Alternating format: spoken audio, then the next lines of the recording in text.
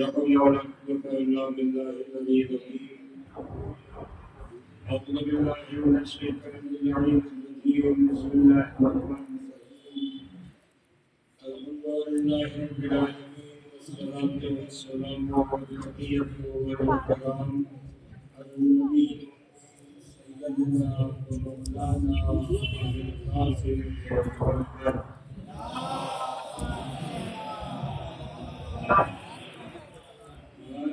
الطيبين الطاهرين المعصومين المظلومين ولعنة الدائمة الماضية على أعدائهم أجمعين. أما بعد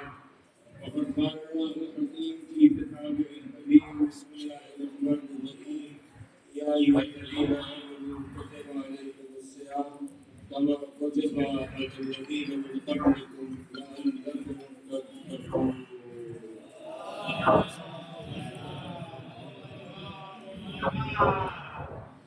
اب اللہ سے گزارش ہے ایک مرتبہ سورہ ہم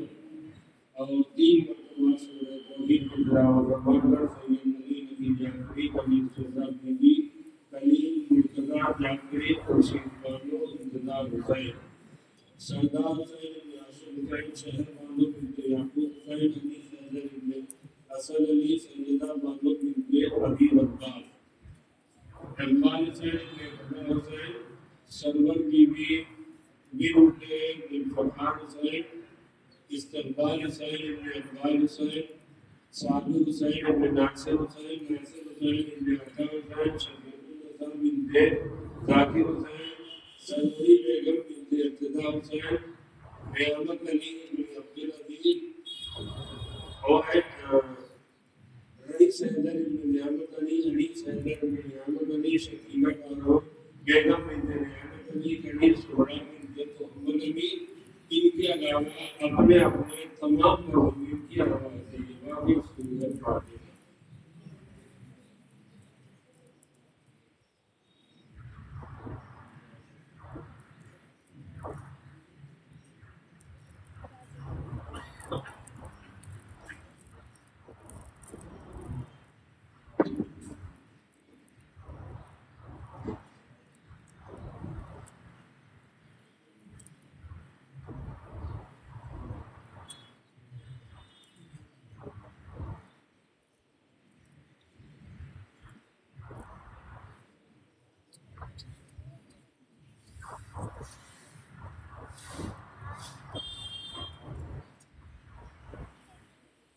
سوال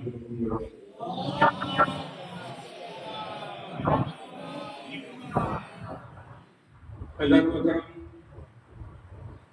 آج ماہ رمضان کی 29 تاریخ اور تقریباً ماہ رمضان ہم سے اور آپ سے ودا ہو گیا. اللہ کی بارگاہ میں یہ دعا ہے پروردگار ہماری تمام قلیل اور حقیر عبادتوں کو شرف قبولیت میں نائل. پروردگار ہم سب کو یہ توفیق دے کہ سال آئندہ بھی اگر زندہ رہے تو اسی طریقے سے عبادتیں پروردگار کرتے رہیں. پروردگار تو نے ہم سب کو یہ شرف دیا ہے کہ ہم تیرے دسترخوان نعمت پر بیٹھ کر کے اس سے استفادہ کریں. اے میرے کریم پروردگار ہماری تمام خطاؤں اور گناہوں کو معاف کر. پروردگار ہم تیری بارگاہ میں واقعی نمو دکھانے کے لائق ہیں، نہ تیری بارگاہ میں کھڑے ہونے کے لائق ہیں، نہ تیری بارگاہ میں کچھ مانگنے کے واسطے ہاتھ پھیلانے کے لائق ہیں. یہ تیرا کرم ہے، یہ تیری مہربانی ہے کہ تو نے ہم سب کو اس لائق بنا دیا کہ تیری بارگاہ میں کھڑے بھی ہو گئے، تیری بارگاہ میں ہاتھوں کو پھیلا بھی دیا، اور تیری بارگاہ میں جو کچھ بھی ممکن ہو سکا عبادتوں اطاعتیں پروردگار کر سکے، اے میرے قریب پروردگار ہماری تمام عبادتوں کو شرفیت اور حرمت میں ہے۔ ماہنگان تقریباً منزل اختتام پر ہے۔ اب اس کے بعد جو سال آئندہ زندہ رہے گا وہی اس ماہ رمضان کا لطف حاصل کرے گا، وہی ماہ رمضان کا مزہ حاصل کرے گا، وہی رمضان کے عبادت پروردگار اور بندگی پروردگار انجام دیتا رہے گا۔ نہیں معلوم ہے کون رہے گا اور کون اس دنیا سے چلا جائے گا، لیکن بہتر یہ ہے ہمارے اور آپ کے واسطے بہترین موقع ہے کہ ہم اللہ کے بارگاہ میں توبہ کریں، استغفار کریں۔ پروردگار تو نے ہمیں دسترخوان پر بلایا تھا، لیکن جیسے تیری دسترخوان پر آنا چاہیے ویسے حاضر نہ ہو سکے۔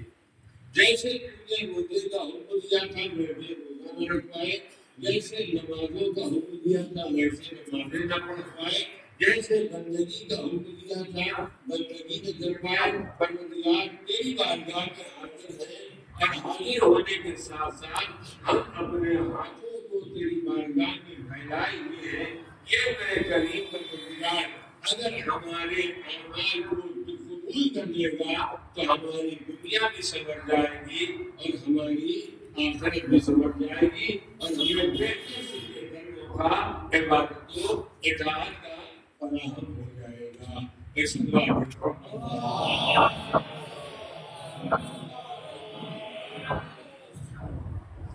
آج کی اس مجلس کے واسطے کل یہ اعلان کیا گیا تھا کہ عمومی طور پر جملہ مومنین و مومنات کے انشاءاللہ ثواب کی مدد سے اس مجلس اعلیٰ کا انعقاد کیا جائے گا۔ اب ہم اس مسجد میں جب سے ہمارا نمازیں ادا کر رہے ہیں اپنے بغل والی صفوں کا جائزہ لیں تو اندازہ ہوگا نہ جانے کتنے مومنین ہیں جو ہمارے درمیان سے چلے گئے۔ اگر ہماری صف کی جگہ دوسری صف میں تھی تو ہم تلاش کریں کہ دوسری صف والے ہمارے ساتھی ہیں یا چلے گئے۔ پہلی صف میں اگر ہم اور آپ بیٹھتے تھے تو نہ جانے کتنے افراد ہیں جو ہمارے درمیان سے رخصت ہو گئے۔ بہرحال ہر ایک کا نام بنام نام نہیں لیا جا سکتا ہے، ہو سکتا ہے کوئی فراموش ہو جائے، بھول جائے تو بعد میں کسی آدمی کو شکوہ اور شکایت کا موقع پیدا ہو، ہمارے ابا کا نام بھول گئے، ہمارے بھائی کا نام بھول گئے، فلاں کا نام بھول گئے، فلاں کا نام بھول گئے۔ لہذا اجتماعی طور پر ایک سورہ فاتحہ ان لوگوں کے واسطے پڑھا جائے جو ہماری مسجدوں میں ہمارے ساتھ عبادت کو اقام کرتے تھے اور آج ہمارے درمیان موجود نہیں ہے۔ چاہے یہ نماز پڑھنے والے بندگی کرنے والے چاہے وہ مسجد کی صورت میں ہو، چاہے امام جماعت کی صورت میں ہو، چاہے عمومی نمازیوں کی صورت میں، جو لوگ اس مسجد میں نماز پڑھتے تھے اور آج ہمارے درمیان نہیں ہے، ان تمام پر امید کے واسطے سورہ فاتحہ۔ بسم اللہ۔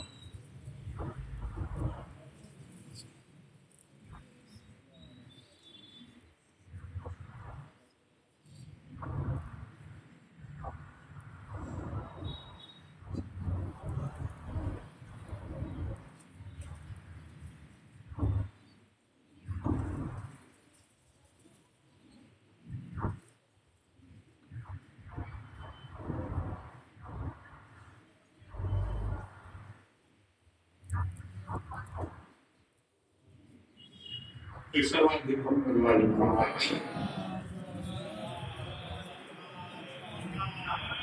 سوال پر دیکھو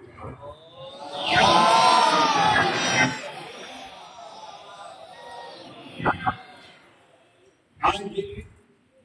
تمام جس تاریخ ہے اور زیادہ امکان اس بات کا ہے کہ آج سے نمودار ہو جائے گا۔ لیکن بات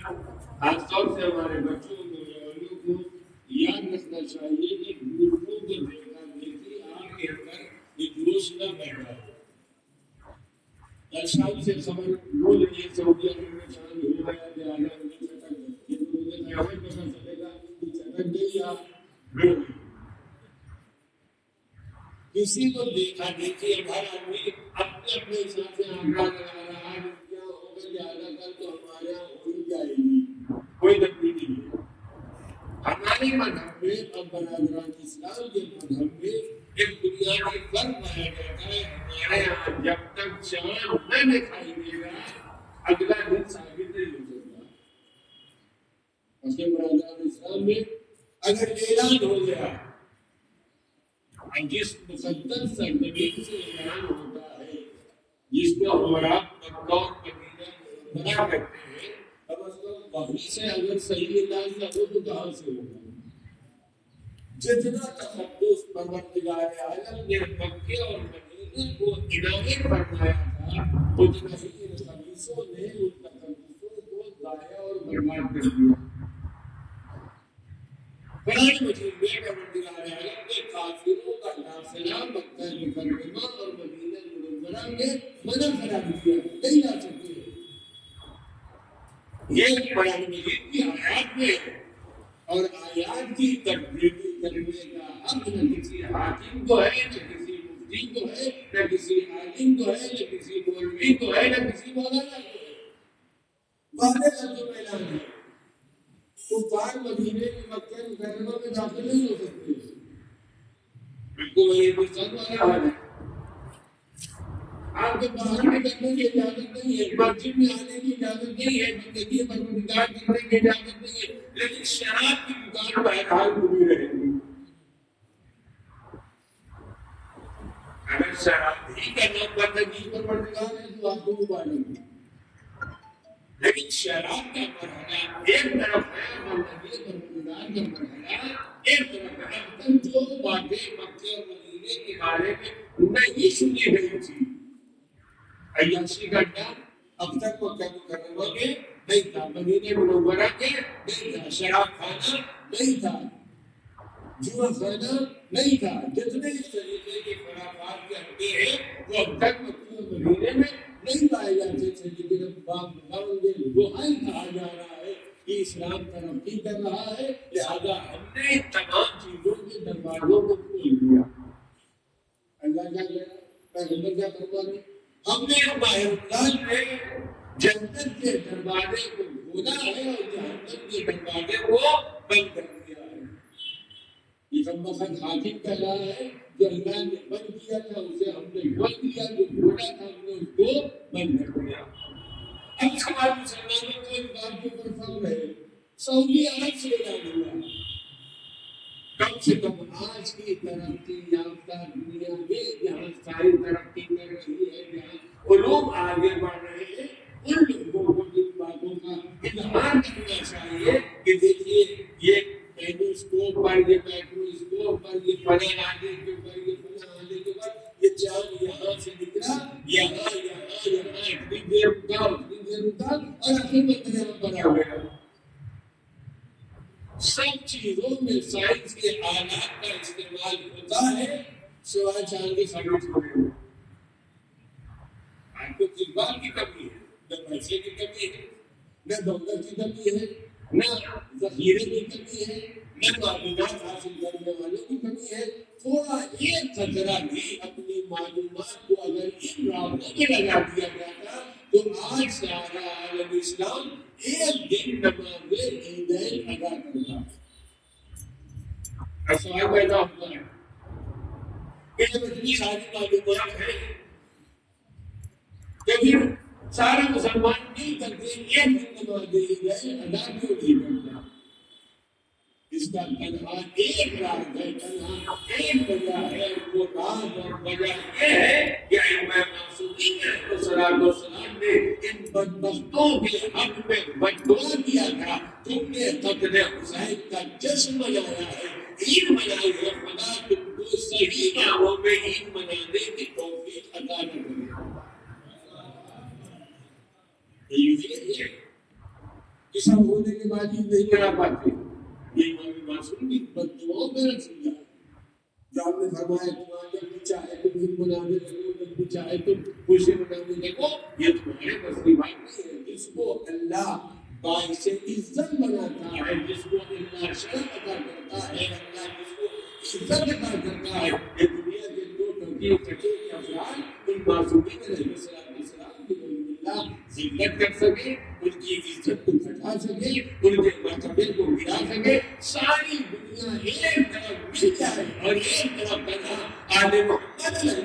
السلام رہے، تو اللہ نے آل محمد کو جو عزت و شرف دیا ہے ان پر ذرہ برابر کمی واقع ہونے والی نہیں ہے۔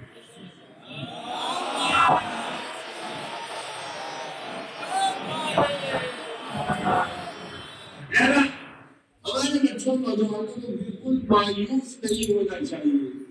کہ ایک دن کو آگے بڑھ گئے، جو ایک دن آگے بڑھ گئے۔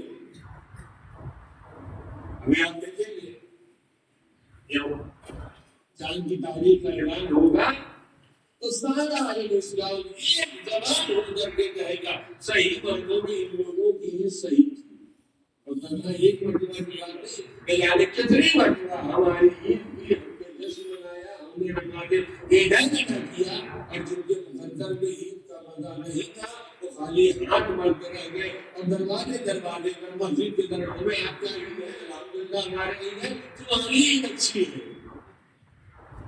تمہاری عید صحیح ہے۔ ہمیں اپنی عید پر نام نہیں ہے، اپنے علماء، اپنے مراجع کرام، اپنے معصومین علیہ السلام کے اقبال کے اوپر اعتبار اور اعتماد ہے۔ جب وہ کر گئے کہ تو عید ہو جائے گی، منع کر دیں گے تو عید ہونے والی نہیں ہے۔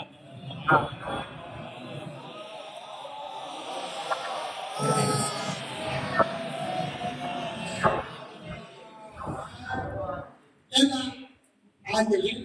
رفتہ رفتہ تمام ہو رہا ہے، اور بہرحال ہر صاحبان ایمان کے دل کو رنجیدہ ہونا چاہیے، غمزدہ ہونا چاہیے کہ وہ ماہ رمضان جو بڑی برکتوں والا تھا، برکتوں کا اندازہ اگر آپ اندازہ لگائیں کہ اللہ نے کتنی برکتیں دیا تھا، اگر صحیح طور پر دیکھا جائے کہ وہ غذائیں جو عام حالات میں انسان استعمال کرنے کو تیار نہیں ہوتا ہے، اس ماہ رمضان کی برکتوں میں بڑے ذوق اور شوق کے ساتھ ہم نے استعمال کیا۔ اس سے بڑی برکت کیا ہوگی کہ کم از کم 200 250 300 مومنین ایک جگہ پر جمع ہو کر کے اب اللہ کی بارگاہ میں قربانیاں ادا کرتے ہیں۔ اس سے بڑی برکت کیا ہوگی کہ سال کے کسی مہینے میں ہم تنہا نمازیں مغربین اور نمازیں ظہرین کو بمشکل تمام واجبات ادا کر لیتے ہیں۔ یہ دیکھیں یہ ماہ رمضان کا طوفان ہے کہ حتی امکان انسان کوشش کرتا ہے کہ اپنی پانچوں نمازوں کو جماعت کے ساتھ ادا کرے۔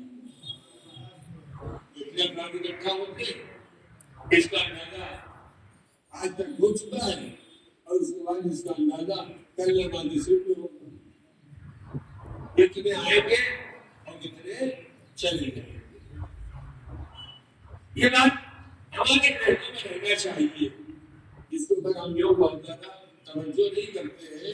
اور ہر آدمی نماز عید کے واسطے کمر باندھے ہوئے ہیں، اور ہر آدمی ایک دوسرے سے اگر خدا نخواستہ کوئی ایک آدمی حاضر نہیں ہوا تو ہر آدمی بازو پکڑ میں کل عید میں دکھائی نہیں دی۔ کیسے مسلمان کہ نماز عید میں نہیں ہے؟ تو میں بچوں اور نوجوانوں سے کہنا چاہتا ہوں، جب تمہارا کوئی بازو پکڑ کے پوچھ لے کہ تم نماز عید میں نہیں آئے تھے تو تم کی پڑھ کے پوچھو روزے عید نماز صبح میں کہاں تھے؟ روزے عید نماز صبح میں کہاں تھے؟ نماز صبح واجب ہے اور نماز عید مستحب ہے، واجب نہیں ہے۔ یعنی نماز عید نہیں پڑھ بہت دن تک نام بلتے رہے، یار سوچتے رہ گئے، یہاں 9:30 بجے نماز ہو گئی، ہم تو نہیں پڑھ پائے، کوئی ضرورت نہیں ہے۔ اگر آپ جماعت سے نہیں پڑھ پائے ہیں تو کتاب لے لیجیے، اردو میں ہندی میں انگریزی میں کے گھر میں جائیے اور جا کر کے اطمینان کے ساتھ آپ نماز پڑھے، اللہ کی بارگاہ میں آپ کی نماز کی قابلیت ضرور بن جائے گی۔ باقی نہیں پڑھنا، جماعت سے پڑھنا چاہیں گے جماعت سے پڑھ لیں گے، فرادہ پڑھنا چاہیں گے فرادہ پڑھ لیں گے، لیکن ایک بات ایک نقطے کی طرف آپ متوجہ رہیں کہ شریعت اسلامیہ میں کوئی مستحب نماز جماعت کے ساتھ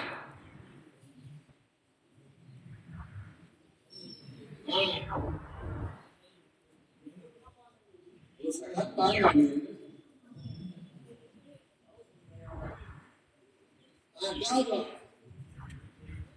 ابھی جائے گی یا نہیں پڑے گی؟ مستحب ہے اور سارا بچہ ابھی سے آئے راضی سے اپنے سرکگاہ اور اپنے گمچہ یہاں پر رکھ کر کے چلے جائیں گے تاکہ جب عید میں آئے ہماری جگہ سیف رہے۔ حضور امام میں جب امام موجود ہوگا تب نماز عید واجب ہوگی، ورنہ غیبت امام میں نماز عید مستحب ہے، کیونکہ صحیح معنوں میں نماز عید حضور امام میں واجب ہے، لہذا کہا گیا آپ اس نماز عید کو دونوں طریقے سے جیسے پڑھنا چاہیں، آپ جماعت کے ساتھ پڑھنا چاہیں آپ جماعت کے ساتھ پڑھ سکتے ہیں، آپ فرادہ پڑھنا چاہیں آپ فرادہ پڑھ سکتے ہیں، کیوں؟ لیکن نماز عید حضور امام میں واجب ہے، غیبت امام میں نماز مستحب ہے۔ اللہ کی بارگاہ میں دعا کرے اتنے دنوں تک غیبت امام میں مستحب نماز کو جماعت کے ساتھ پڑھتے رہے، پروردگار کو دل بھی ہمیں نصیب فرما دے کہ جب ہم نماز عید اپنے امام زمانہ کی ابتدا میں ادا کر سکیں۔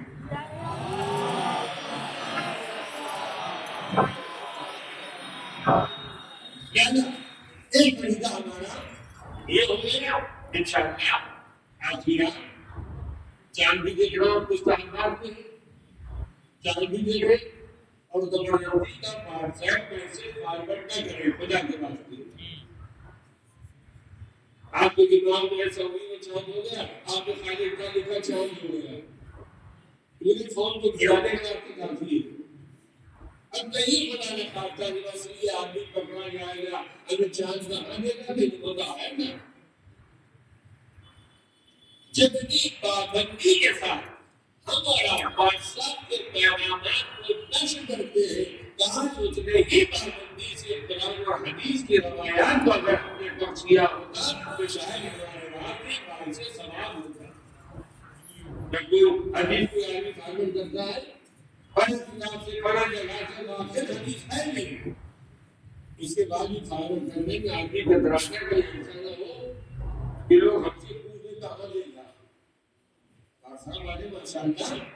کافی اکبر ہوتے ہیں، بہت پڑھے لکھے ہوتے ہیں،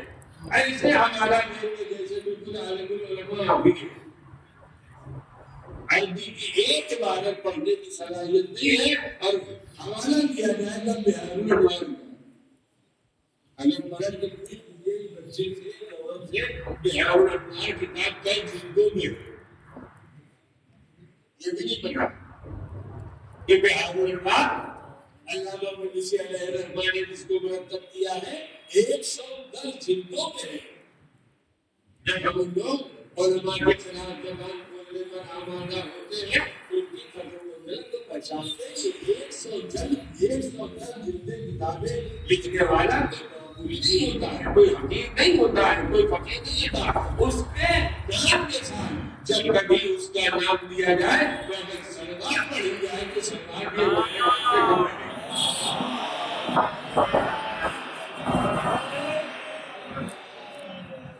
اب اس کے بعد اگر مرحلہ آتا ہے جو آج غروب کے وقت جب سورج ڈوب جائے گا تو سورج کے ڈوبتے وقت جتنے افراد ہمارے رات کے گھروں میں ہیں ہر ایک کا فکرہ نکالنا ہمارے اوپر لازمی ضروری اور واجب۔ میں نے اس سے پہلے برابر تفصیلات آپ کے سامنے بیان کیا ہے، لیکن چونکہ آج آخری معاملہ ہے لہٰذا اس کو بیان کر دیا جائے۔ اس کے بعد میں کوئی فکرہ ہے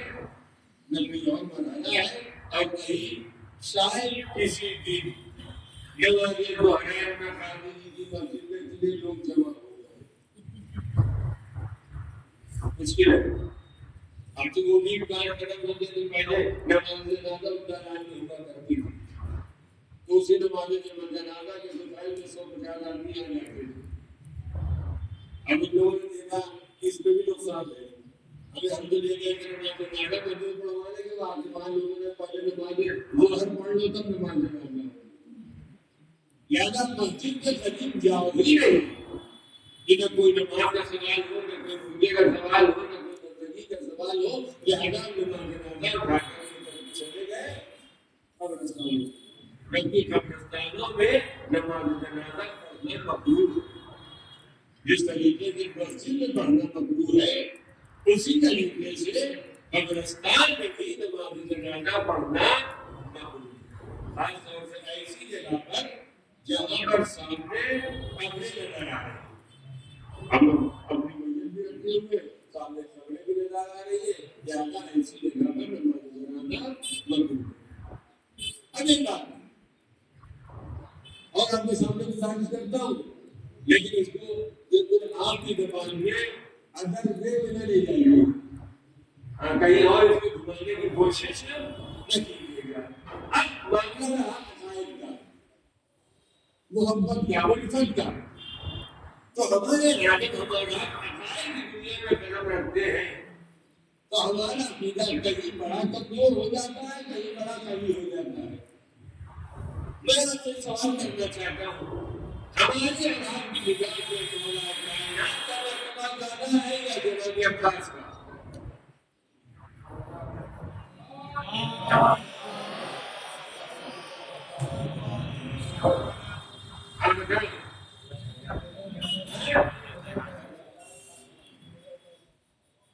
مولا کائنات کی قسم بڑی آسانی کے ساتھ کھا لیتے ہیں، لیکن جناب عباس کی قسم میں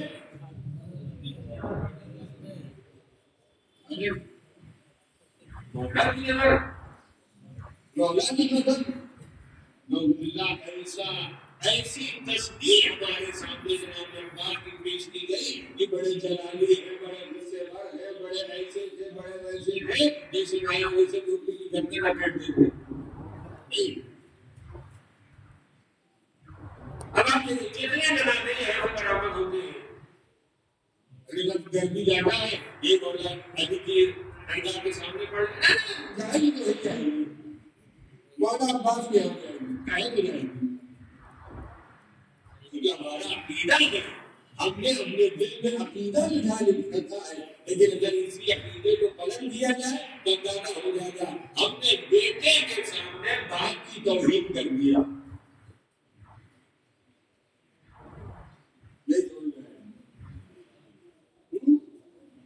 نہیں سمجھ آیا، بیٹے کے سامنے جناب عباس کون ہے؟ مولا جی یہ بیٹے ہی تو ہے، جناب عباس کا یہ گیا احترام چھوڑ دیا، یہ بھی تو احترام چھوڑ دیا ہے، کیوں چھوڑ دیا؟ ویسے بات آ گئی دنیا امریکہ کی جیسے اگر کسی کے ہاں بڑا ہفتہ کوئی 40 کی مسجد ہے، کوئی 56 کی مسجد ہے، کوئی 80 کی مسجد ہے، تو ہر آدمی پرچہ پکڑاتا ہے مولانا آئیے گا ڈاکٹر۔ اگر آپ آ جائیں گے تو ہماری مسجد میں رونق بڑھ جائے گی، آپ آ جائیں گے تو عزت بڑھ جائے گی، آپ آ جائیں گے تو شرم بڑھ جائے گا، یہ بڑھ جائے گا۔ اور ہم نے بغیر کر کے کہا آپ کی مسجد سے پہلے ہمارے افراد کی مسجد سے آپ بھی آئیے گی، ارے مولانا آپ بھی چلے، ارے مولانا اسکول ہے، ارے مولانا یہ کام ہے، ارے مولانا وہ کام ہے۔ اگر آپ کے پاس ہمارے ابا کے بعد سے کام نکل آ سکتا ہے تو ہمارے پاس اگر نکل آئے تو کیا پریشانی ہے؟ اور ہم اسی تک آپ کہیں آئے، آپ تو ہمارے ابھی ہے، حالانکہ مجلسوں میں آنا جانا نہ ان کے آنے کی وجہ سے ہے، نہ ان کے جانے کی وجہ سے ہے۔ اگر ہم جا رہے ہیں تو بڑا سارے ثواب جا رہے ہیں، ثواب کے بعد سے جا رہے ہیں، اگر آپ آ رہے ہیں تو آپ بھی ثواب کے بعد جا رہے ہیں۔ لیکن معاملہ ایسی پر جا کر رکھتا ہے کہ تعلیم دونوں حرفوں سے بچتی ہے۔ آپ آئیں گے تو ہمارا جی چاہے گا، آپ نہ آئیں گے تو پھر ہمارا جی نہیں چاہے گا۔ لہٰذا کم از کم آپسی تعلقات کو برقرار رکھنے کے واسطے ہر ایک کو اپنے اپنے معاملات کو حل کرنے کے واسطے ہماری ذمہ داری بنتی ہے کہ جہاں تک ممکن ہو سکے ہم بھی آپ کے یہاں شرکت کریں۔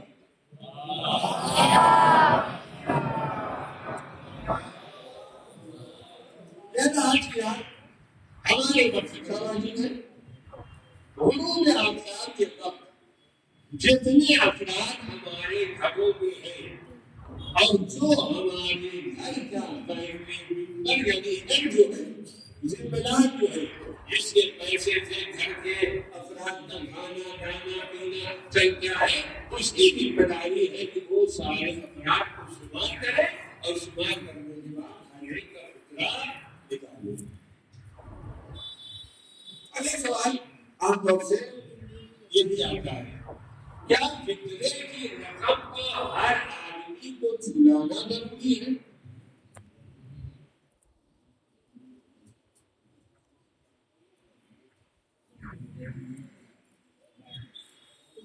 صاحب نے بڑی اچھی بات کہی،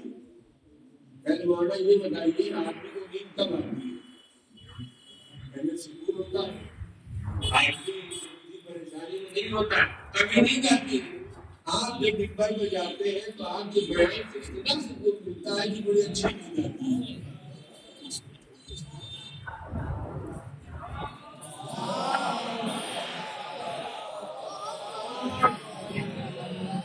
اور ہم نے بھی طے کر رکھا ہے اپنے پردھان منتری کے نعرہ کو لاتے نہ کھائیں گے نہ کھانے دیں گے نہ سوئیں گے نہ سونے دیں گے۔ جب آئے ہو مسجد میں تو تم بیدار ہو، جانتے ہو شاید بھی ایک بات آپ کے دیکھوں نے منتقل ہو جائے اور زندگی کے کسی بنانے میں ہمارے کام ہو سکے۔ لہٰذا فطرہ آج کی رات ہر آدمی کے اوپر جو فیملی کا ذمہ دار ہے اس کے اوپر واجب ہے۔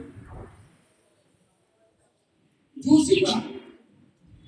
جو فطرہ واجب ہے اس میں ہر فرد کو خرچ کرنے کی ضرورت نہیں ہے۔ جیسے ہمارے یہاں جب کوئی آدمی سفر میں جاتا ہے تو صدقہ نکالا جاتا ہے، وہ بھی بڑے شان کے ساتھ 10 روپے کا سکہ، آپ کو انصاف سے بتائیں 10 روپے کا صدقہ 5 آدمی کے نام پر نکالا گیا اور امام رضا کی ضمانت میں دیا۔ امام رضا بیچارے 10 روپے سے کم ہی دوڑتے رہے۔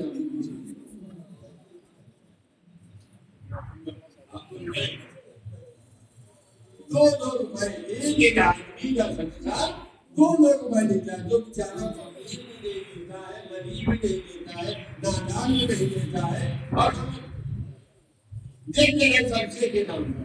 لیکن ہم اس کو صدقہ اگر نکال رہے ہیں تو صدقہ نکالنے والے یا جس کا نکالا جا رہا ہے اس کے شاید نشان ہونا چاہیے،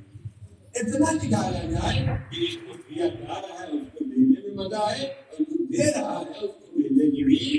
کوئی تکلف محسوس نہیں ہوتا۔ لہٰذا فطرہ ہر آدمی کا واجب ہے۔ ایک بات پھر میں دوہرا دے رہا ہوں، فطرہ ابتدائی طور پر واجب ہے مندوب گیہوں۔ ہر آدمی کی ذمہ داری اپنی طرف سے اپنے اہل و عیال کی طرف سے آئی ہے۔ مثال کے طور پر آج سورج ڈوب رہا ہے 6:20 پر، تو اگر 6:15 پر کوئی بچہ پیدا ہو جائے گا تو اس کا بھی فطرہ واجب ہے۔ لہٰذا 3 کلو گیہوں ہمارے طرف سے ان کی طرف سے ان کی طرف سے ان کی طرف سے ان کی طرف سے جنرل ممبر ہے، ہر آدمی کی طرف سے 3 کلو گیہوں نکالنا واجب ہے۔ اب شریعت نے ہماری ضرورتوں کو دیکھتے ہوئے کہاں بڑھیا بنوائیں گے اور کہاں کنجے بنائیں گے اور کہاں پہنچانے جائیں گے، آسان طریقہ یہ ہے کہ پیسہ دینے کے لیے اجازت دے دیا۔ آپ پیسہ دینا چاہتے ہیں تو پیسہ بھی آپ ادا کر سکتے ہیں، لیکن پیسہ اتنا لیا جائے گا جتنے میں 3 کلو گیہوں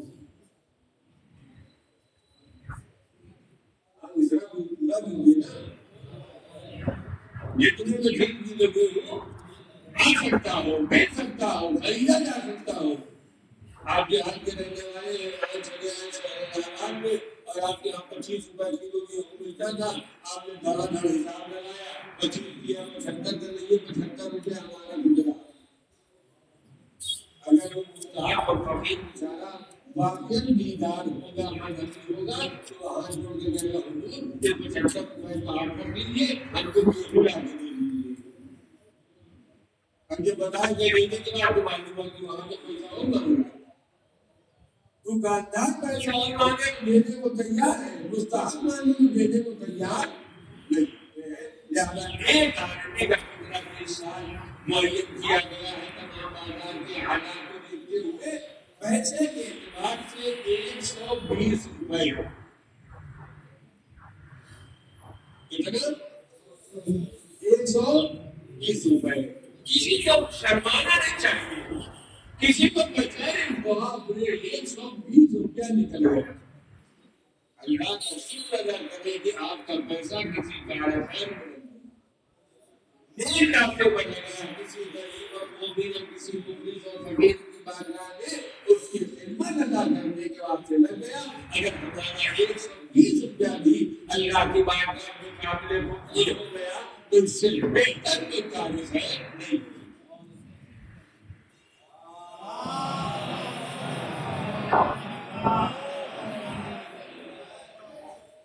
اب ہمارے ابھی مشکلات اور آپ کے زبان میں کہا سمسیا ہے۔ ایک مہمان اگر ہمارے گھر میں آ جائے تو ایک وقت کا کھانا کھلانے کے بعد 400-500 روپے 1000 روپے بڑے خوشی کے ساتھ خرچ کر دیتے ہیں۔ مثال کے طور پر کسی نے ہم کو بلایا، اگر کبھی کوئی ایسا ملا نہیں، بولا آپ آئیے، اب آپ نے جا کے گھر میں بڑے لوگ کے ساتھ مولانا آئے ہیں، یہاں کا مولانا کے ساتھ انتظام ہونا چاہیے، دسترخوان ہونا چاہیے، کھانا ہونا چاہیے۔ مولانا صاحب ان کا حصہ ہے، جن کا پیسہ ہمارے کھانے میں لگانا ہے اس کا آدھا پیسہ ہمارے مدرسے کو دے دیے، آپ کو بھی ثواب ملے گا، آپ کو بھی ملے گا۔ بتائیے کتنے لوگ جو ہے تو دینے والا مولانا کھانے کی بات ہی الگ ہے۔ کھانے کی بات کیوں الگ ہے؟ اس لیے جس سے آپ کا اسٹینڈرڈ واضح ہوگا، آپ بتائیں گے سو جگہ جا کر کے آج ہم نے مولانا کو کھانا کھلا دیا، آج ہم نے ان کی دعوت کر دیا۔ اگر اس نیت سے مولانا کی دعوت کی جا رہی ہے تو یہ بھی گیا اور وہ بھی گیا، نہ کوئی ثواب ملنے والا ہے نہ کوئی جگہ ملنے والی ہے۔ اگر کوئی کام اللہ کی بات سے انجام دیا جا رہا ہے اور چند پیسوں میں بھی وہ مکمل ہو جا رہا ہے تو پروردگار ہمارے اس عمل کو فائز سے اجر و ثواب کرائے۔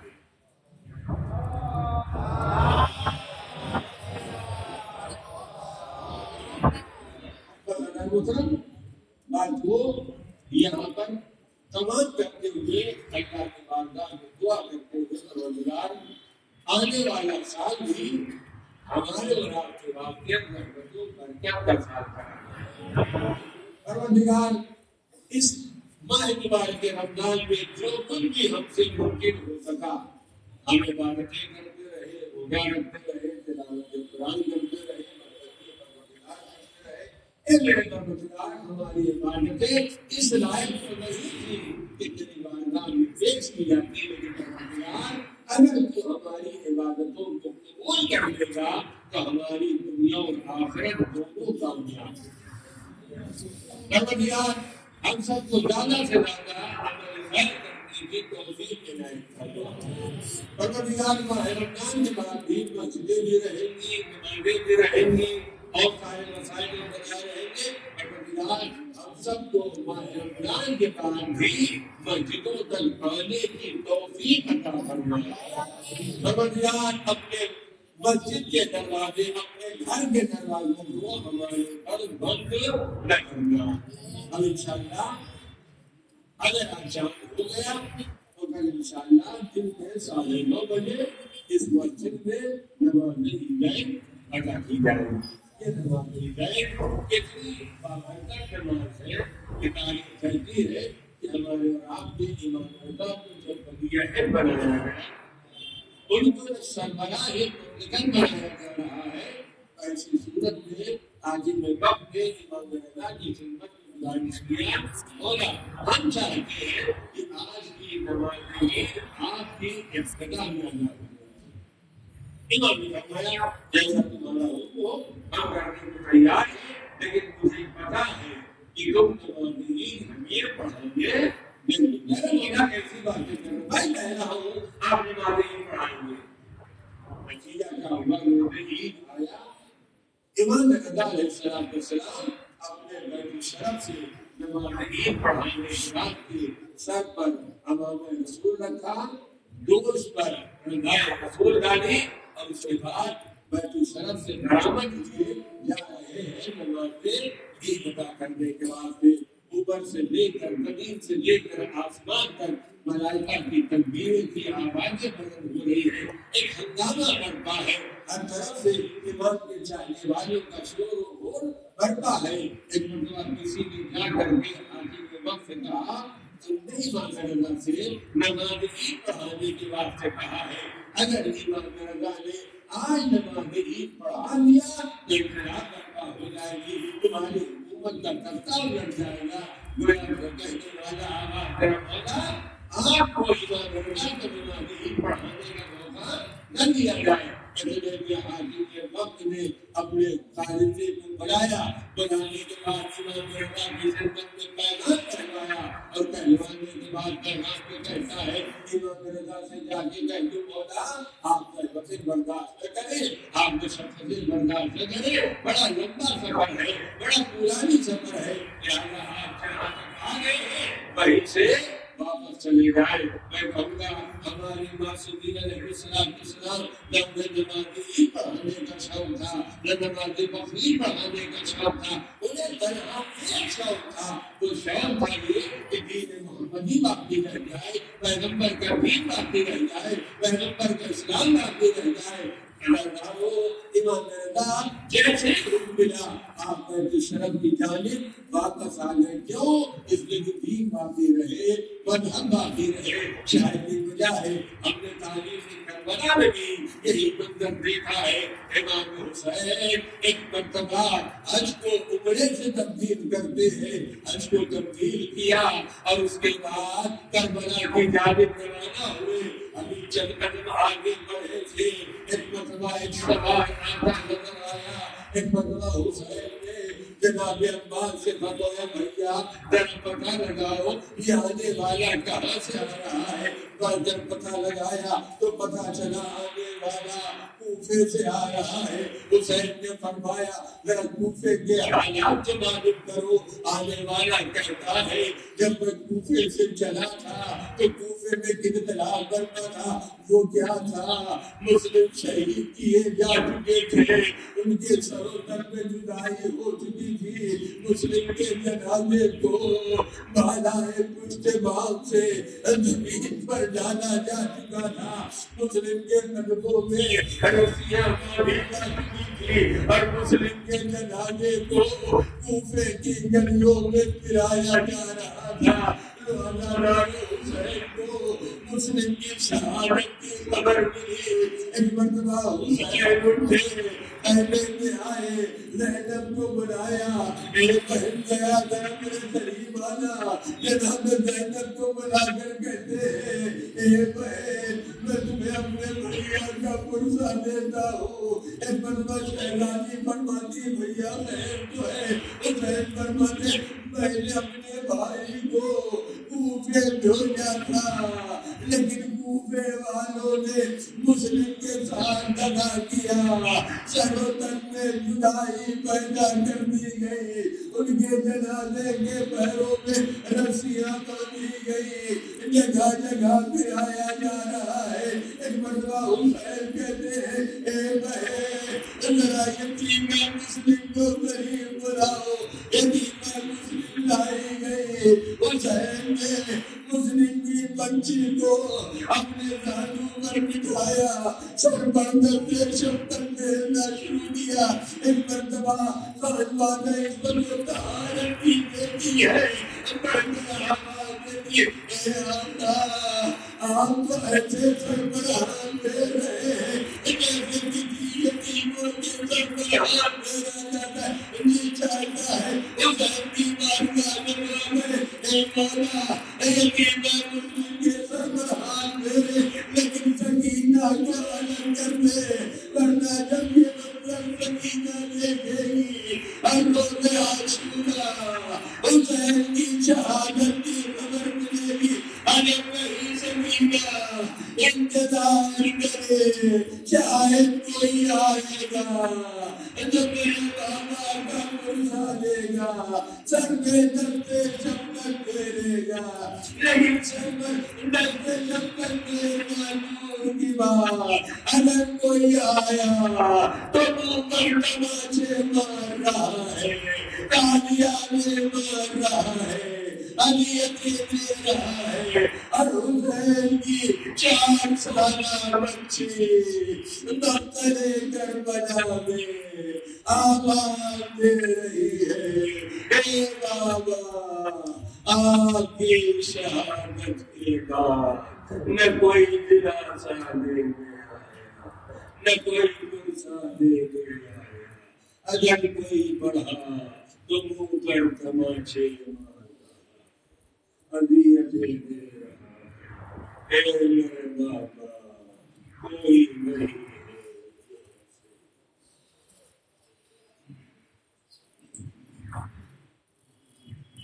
سيعلم الذين ظلموا أي منقلب ينقلبون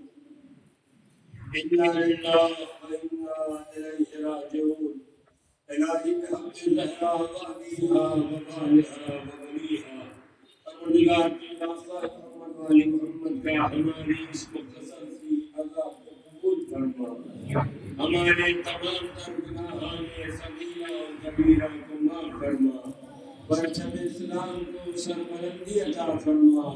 پرچم کفر و نفاق کو سرنگو فرما پروردگار ماہ رمضان ہم سے رخصت ہو رہا ہے پروردگار ہم سب کی ماہ رمضان کی عبادتوں کو شرف قبولیت عنایت فرما ہم میں جو لوگ حج زیارات کے مشتاق ہیں انہیں حج زیارات سے مشرف فرما ہمارے امام زمانہ کے ظہور میں تعجیل فرما ہم سب کو امام کے آواز و انصار میں شمار فرما ایک مرتبہ سورہ حمد اور 3 مرتبہ سورہ توحید کی تلاوت فرما کر ان تمام مرحومین کی ارواح طیبہ کو ہدیہ فرمائے سروری بیگم بنت ارتضیٰ حسین نعمت علی عبداللہ رئیس حیدر ابن نعمت علی علی حیدر ابن نعمت علی شفیقہ بانو بیگم بنت نعمت علی قیدی شورا بنت محمد امیر سرکار حسین بن عاشق حسین شہر بانو بنت یعقوب حسین حمید حیدر بن اسد علی سیدہ بانو بنت عزیز عباس سید علی نقی جعفری قدیر صغرا بی بی قدیر خدا جعفری مرشید بانو امتداد حسین سید اقبال حسین بن فدا حسین سرکار بنت فقار حسین استقبال حسین بن اقبال حسین صابر حسین بن ناصر حسین ناصر حسین بن عطا حسین صفیر بن نصاب بن ظاہر حسین اور اپنے اپنے تمام مرحومین کی ارواح طیبہ کو سورہ فاتحہ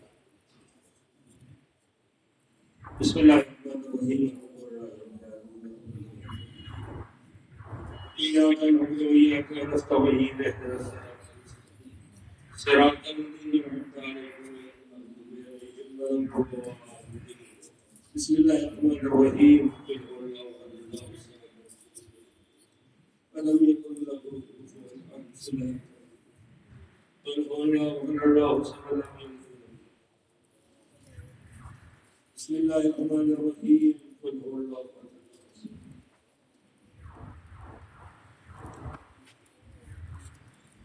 ربنا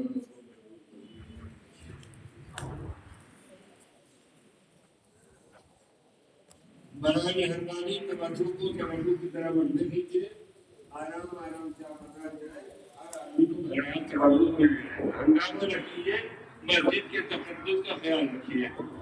السلام علیکم یا عبداللہ السلام علیکم یا رسول اللہ السلام علیکم وعلی نبیک و حبیب السلام علیکم وعلی نبیک و حبیب السلام علیکم ورحمۃ اللہ وبرکاتہ السلام علیکم یا غریب و غربا السلام علیکم یا محمد الغفار والفقراء السلام علیکم یا معین شخصیت والدوار فی یوم الدا ورحمۃ اللہ وبرکاتہ السلام علیکم یا مولانا یا صاحب الفرمان،